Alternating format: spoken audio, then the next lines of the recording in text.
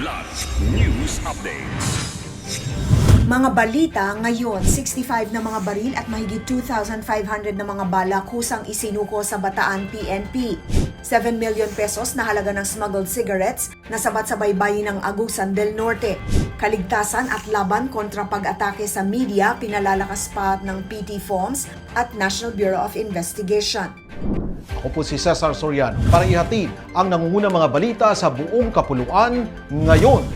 Kusang isinuko sa Philippine National Police o PNP ang 65 assorted firearms at mahigit 2,500 na mga bala sa Balanga City, Bataan bilang bahagi ng pinaigting na kampanya kontra loose firearms noong May 4 Lunes. Ayon sa Bataan Police Provincial Office, nagmula ang mga armas sa isang security agency na dating pagmamay-ari ng yumao nitong operator at voluntaryong ipinasa ng pamilya at kinatawan ng kumpanya para sa tamang disposisyon.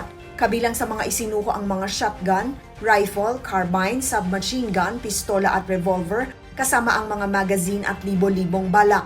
Sa paunang beripikasyon, lumitaw na 24 sa mga armas ay may magkakaparehong serial number, habang ang iba ay wala sa listahan ng Firearms and Explosives Office, kaya sasailalim pa sa masusing validation.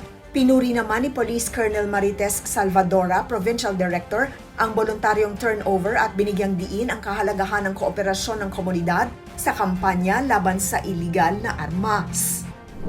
Aabot sa 7 million pesos na halaga ng hinihinalang smuggled cigarettes ang nasabat ng mga operatiba ng Philippine National Police o PNP sa baybayin ng Barangay Kahayagan sa Carmen, Agusan del Norte nitong May 7, Huwebes. Pinangunahan ng Carmen Municipal Police Station ang operasyon matapos makatanggap ng tip mula sa concerned citizen kaugnay ng umano'y unloading ng kahinahinalang kargamento mula sa isang pump boat vessel sa coastal area. Pagdating ng mga operatiba, nadiskubre nila ang abandonadong Fuso container van na kargado ng kontrabandong sigarilyo.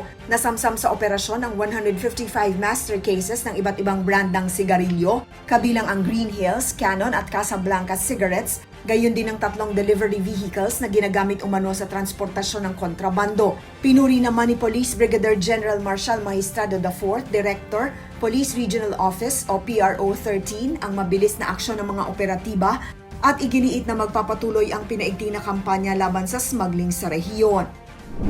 Nagkasundo ang Presidential Task Force on Media Security o PT FOMS at National Bureau of Investigation o NBI upang palakasin ang koordinasyon sa pagresolba ng mga kaso sa pag-atake, pananakot at pagpatay sa mga mamamahayag sa bansa.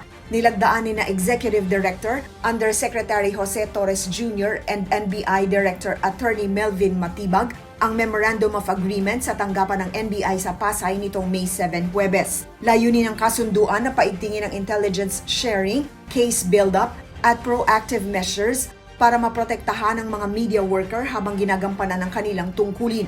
Kasabay nito, tiniyak ng PT FOMS ang patuloy na pagsusulong ng press freedom at proteksyon laban sa red tagging, harassment, disinformation at iba pang banta sa independent media. Umangat din sa ika-114 na pwesto ang Pilipinas sa 2026 World Press Freedom Index mula ika-116 noong nakaraang taon. Para sa Kidlat News Channel, ako si Rosalyn Sinchonco, nag-uulat. Ako po si Cesar Soriano, kasama nyo sa bawat pagputo ng balita.